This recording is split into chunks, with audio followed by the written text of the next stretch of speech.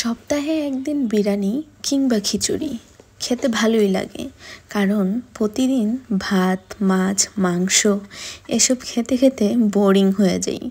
সেই কারণেই মাঝে মাঝে আমি একটু অন্যরকম খাবার তৈরি করি। এই ধরুন বিরিয়ানি কিংবা খিচুড়ি কিংবা ফ্রাইড রাইস, যে কোনো একটা আমি সপ্তাহে একদিন হলো করার ট্রাই করি।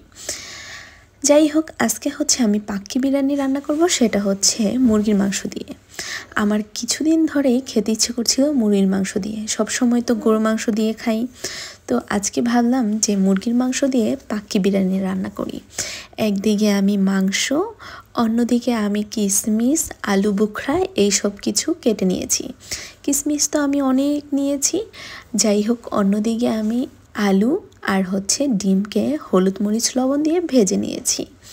আমার এদিক দিয়ে মাংসও হয়ে গিয়েছে, দেখুন দেখতে কালারটা বেশ এসেছে। অন্যদিকে আমার রাইসও হয়ে গেছে, আমি সুন্দর করে দিয়ে দিচ্ছি। তার মধ্যে আমি দিয়ে দিব কেওড়া জল আর গোলাপ জল।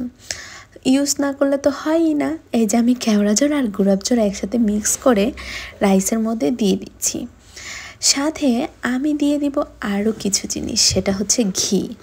আপনারা যদি চান তাহলে জর্দা কালার বা ফ্রুটস কালার, যে কোনো একটা কালার এখানে ইউজ করে নিতে পারেন, কারণ ইউজ করলে আরও বেশি সুন্দর হয়। আমার তো বেশ ভালো লাগে এই কাচ্চি বা পাক্কি বিরিয়ানি খেতে। অবশ্যই তার সাথে সালাদ থাকতে হবে। আমি দেশ থেকে আনা ঘি এখানে দিয়ে দিচ্ছি, এই যে হাতে করে। ঘিটা আমি ফ্রিজে রেখেছিলাম, সে কারণে ঘিটা চাকা চাকা হয়ে গেছে। যাই হোক, গরমে গলে যাবে এবং ঠিক হয়ে যাবে। গ্রানও অনেক সুন্দর ছিল ঘিয়ের। আর এই ঘিটা আমার নানু আমার জন্য পাঠিয়েছে সেই গাজীপুর থেকে। তো এইদিকে আমার পাক্কি বিরিয়ানি হয়ে গেছে অলমোস্ট। তো আমার জামাইকে বললাম তুমি নাড়াচাড়া করে দাও, আমি ভিডিও করি। দেখুন রাইসটা কত সুন্দর ঝরঝরে হয়েছে, মাংসের কালারটাও সেই সুন্দর এসেছিল।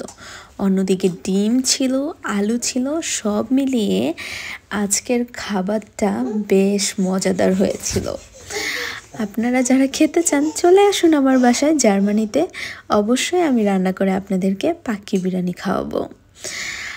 আমার এই পাক্কি বিরিয়ানি আমি যখনই রান্না করি না কেন, তখনই আমার আম্মুর কথা বেশ মনে পড়ে যায়, কারণ আম্মুর হাতে পাক্কি বিরিয়ানি বা কাচ্চি বিরিয়ানি খেতে বেশ মজা লাগে। এদিক দিয়ে আমি সুন্দর মতো সালাদ তৈরি করে ফেলেছি। সালাদে ছিল টমেটো, পেঁয়াজ, শসা, তারপর গিয়ে ধনিয়া পাতা, কাঁচামরিচ না হলে তো হয়ই না। আমার হাজব্যান্ড আবার গাজর কাটতে ভুলে গেছে। যাই হোক, আমি হালকা দেশীয় সরিষার তেল দিয়ে লবণ দিয়ে সুন্দর মতো মাখিয়ে নিয়েছি।